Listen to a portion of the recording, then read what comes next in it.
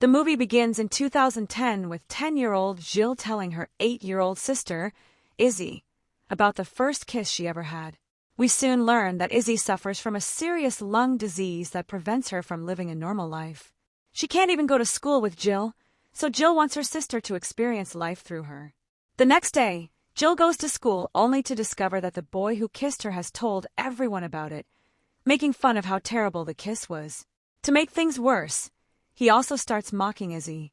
Jill doesn't mind if people insult her, but she refuses to let anyone disrespect her sister. She attacks the boy and gives him a good beating, which gets her expelled from school. Later, Jill and Izzy try baking a cake together, but they accidentally set the kitchen on fire.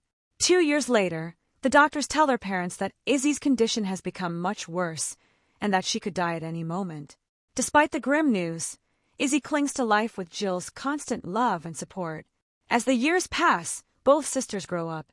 Izzy graduates from high school, and Jill decides to spend one last Christmas celebrating with her friends before leaving to pursue her career.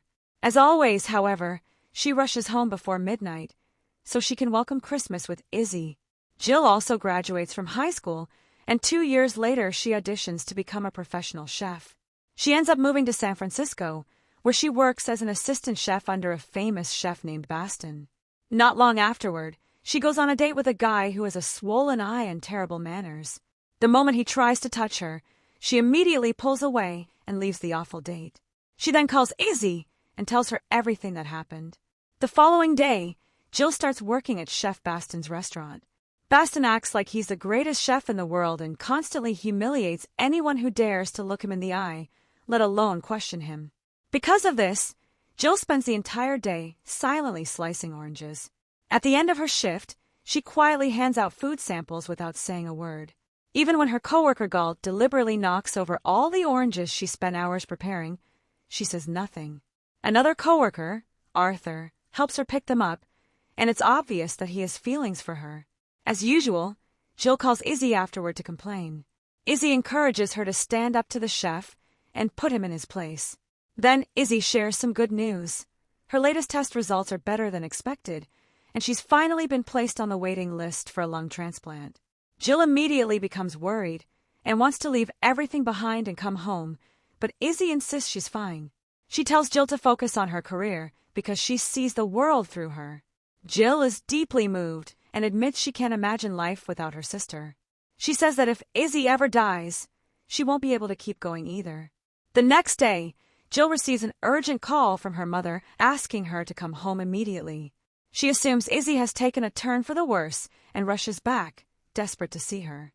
Instead, her mother delivers devastating news. Izzy has passed away. Jill completely falls apart. She hasn't just lost her little sister, she's also lost her best friend. She can't accept that it's really over. During an emotional farewell, she promises Izzy that she'll fulfill all the dreams they shared. Back home, Jill is overwhelmed with grief. She keeps listening to Izzy's old voicemail messages, unable to move on. Days pass, but nothing gets easier. She goes to work heartbroken, constantly remembering their conversations. One night, after drinking heavily, Jill goes to her favorite spot and decides to call Izzy's old phone number, leaving another voicemail as if her sister could still hear her. She tells Izzy how much she misses her and reminisces about their happiest memories. Meanwhile, in Texas, we're introduced to Wes, whose phone suddenly rings. We learn that Izzy's old phone number has been reassigned to him by the phone company. Wes doesn't answer, so Jill's call goes straight to voicemail. Curious, he later listens to the message and can't help but smile, wondering who this mysterious woman is. His girlfriend, Raina, interrupts him and teasingly asks who he's talking to so late at night. Wes simply tells her it was a wrong number. The next day, Arthur asks Jill out. She accepts, hoping it will help distract her from her grief. During their outing, she opens up about losing her sister. However, Arthur starts saying strange things and eventually bursts into tears himself. Jill is completely caught off guard and decides he's a little crazy, resolving not to see him again. Around the same time, Raina decides to break up with Wes because she's tired of how gloomy and negative he always is. She tells him she'll have one last cup of tea with him before they officially go their separate ways. The next day, Arthur approaches Jill, full of hope that she might give him another chance. But Jill quickly shuts him down, telling him to move on because she has no intention of ever going out with him again. Arthur doesn't take the rejection well. He accuses her of using him just because he was attractive, leaving Jill completely confused. She asks if he's lost his mind, but Arthur warns her that she hasn't seen anything yet and promises to make her life miserable. Meanwhile, Wes visits his friend Fox and asks him to illegally access a client's records so he can find out whether the client has sold a property. Fox refuses, telling him that what he's asking is unethical and illegal. We also learn that Wes is a successful real estate agent. Later, Jill is sitting at a cafe when the waitress asks who she went on a date with this time. Jill laughs and says she's officially given up on men because they've brought her nothing but heartbreak. A man named Tommy overhears the conversation and says he's having just as much bad luck. He explains that he was supposed to meet a woman there, but she completely stood him up. Feeling sorry for him, Jill agrees to sit with him. As they talk, she discovers that Tommy is a blogger who creates content about dating and relationships. After a while, the woman who was supposed to meet Tommy finally shows up, but Tommy ignores her and rushes after Jill instead, telling her he'd like to see her again. That night, Jill leaves another voicemail on Izzy's old number, telling her all about Tommy. Wes listens to the message and becomes even more curious about this mysterious woman. He almost sends her a text to explain that he now owns the number, but changes his mind. The following day, Jill returns to work, where Chef Baston is furious after finding a hair in one of the desserts. He immediately fires the pastry chef. Jill, Zila, and Arthur are then informed that they'll all compete for the now-vacant pastry chef position. That evening, Jill goes on a date with Tommy. He invites her over for tea, and she agrees. When they arrive at her apartment, Tommy jokingly asks, "Do you love me?" Jill playfully fires the question back at him. But before anything can happen, she stops him and makes it clear that she isn't the kind of woman who sleeps with someone on the first date. She tells him to leave. After he walks out, she calls Izzy's old number again and proudly says that her sister would be happy to know she didn't give in so easily. Just then, Tommy knocks on the door, saying he forgot his jacket. He comes back inside. They end up spending more time together, and eventually they sleep together anyway. When Wes hears the voicemail afterward, he can't help laughing. His curiosity about Jill keeps growing, so he manages to find her Instagram account. Meanwhile, Jill spends the next day staring at her phone, waiting for Tommy to text her, but he completely ghosts her. At the same time, Wes is with his friends Andy and Brad, who are getting married. They ask him to be Andy's best man and tell him he needs to bring a date to the wedding. Wes tells them about Jill, and Brad advises him that if he really wants to get to know her, he should be honest and tell her that he has her late sister's phone number. As Wes listens to another one of Jill's voicemails, he finally realizes that the number once belonged to her sister, who passed away. Brad suggests that he shouldn't reveal the truth yet because leaving those messages is probably Jill's way of coping with her grief. A few days later, Jill realizes Tommy only wanted a casual relationship and has no intention of contacting her again. Furious, she decides to get revenge. She crashes an event where Tommy is interviewing a group of women for his relationship content. Wes happens to be attending the event and is hoping to meet Jill in person.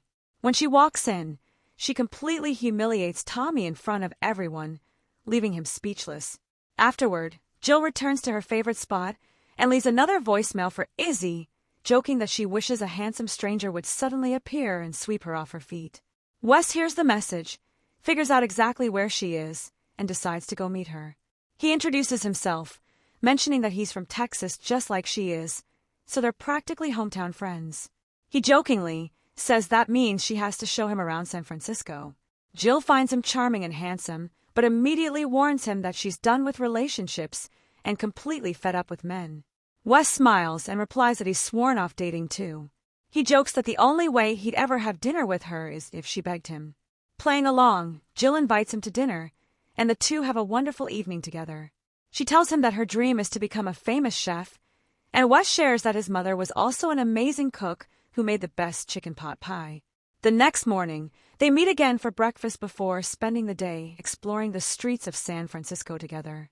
It's obvious that Wes is falling for her. When he notices she's cold, he gently drapes his jacket over her shoulders. Later, he visits her restaurant to taste one of her dishes, and from that point on, the two grow closer and closer, spending nearly every day together. Later, Jill is at work when Chef Baston starts yelling at Zila because she forgot to take the butter out to soften. Jill suggests grating the butter so it will soften faster, but Baston snaps at her, and Zila coldly tells Jill that she never asked for her help, leaving Jill feeling embarrassed. After work, Jill and Wes go out together, and that's when Wes finally confesses that he's in love with her. Jill smiles, moves closer, and teasingly asks, "Do you love me?" Wes playfully replies, "Do you?" They officially start dating. That night, Jill invites Wes over for dinner and cooks his favorite meal, the same dish his late mother used to make for him. Wes is deeply touched because the food tastes just like his mom's cooking. He moves closer to Jill and asks, "Do you love me?" She jokingly answers, "Do you?" Just as they're about to kiss, Wes suddenly stops and excuses himself to the bathroom. While he's in there, he keeps telling himself that he has to tell Jill the truth about the phone number. But when he comes back out, he can't bring himself to do it. Later, Jill falls asleep on his lap while they're watching TV. Wes gently carries her to bed, then sleeps on the couch. When Jill wakes up and sees him there, she quietly joins him and falls asleep beside him. The next morning, Jill tells Wes about her dream of opening a taco truck that sells sweet tacos because it was Izzy's favorite food. Wes then invites her to attend his friends Andy and Brad's wedding with him, and she happily agrees. Later, Wes tells Andy and Brad that he's in love with Jill, but doesn't know how to tell her that she's been leaving all those voicemail messages on a phone number that belongs to him. Brad tells him he has to be honest, because a relationship can't be built on a lie. Wes promises he'll tell her the truth as soon as possible and lets them know that Jill has accepted the wedding invitation. The next day, Jill gets dressed up and attends the wedding with Wes. During his speech, Wes keeps looking at Jill and says that seeing the happy couple has made him realize he's finally ready for marriage because he's found the woman he wants to spend the rest of his life with. Jill is overwhelmed with emotion. Later, Wes notices she's cold, so he gives her his jacket and goes to get her a drink. While he's away, Jill calls Izzy's old phone number as she always does to tell her everything that happened.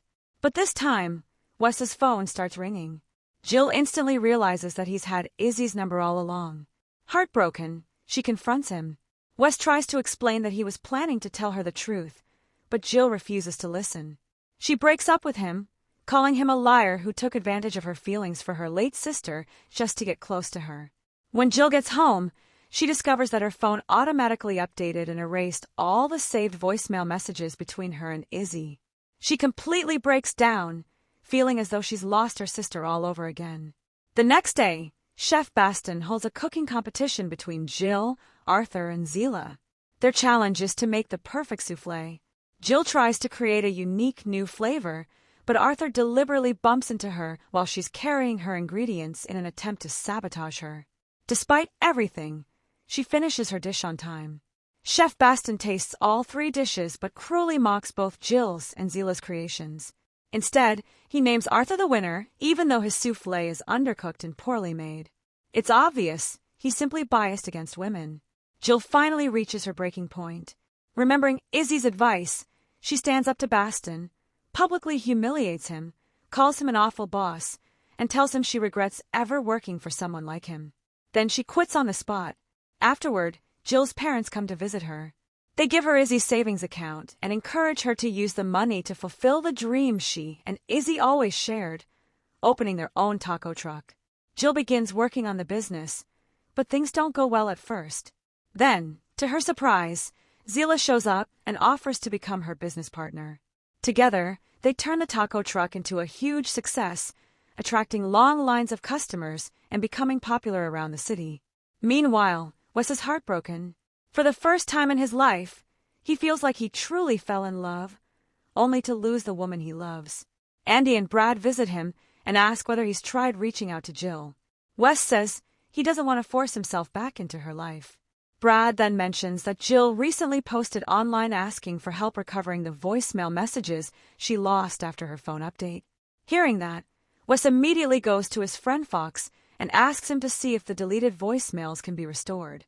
Fortunately, Fox manages to recover every single one. Around Christmas, Jill returns home to spend the holidays with her family. Wes remembers her telling him that she always celebrates New Year's Eve at a restaurant called Jose's. At first, he hesitates, unsure whether he should go see her, but Andy and Brad encourage him to stop wasting time and fight for the woman he loves. Wes finally goes to the restaurant, finds Jill, and sincerely apologizes. He tells her that he loves her, that he's sorry for everything, and that he can't imagine his life without her. Then he asks one last time, "Do you love me?" Jill smiles and replies, "Do you?" They reconcile and finally get their happy ending. Jill also decides it's time to let go of her grief, stop leaving voicemails for Izzy, and move forward with her life. And the more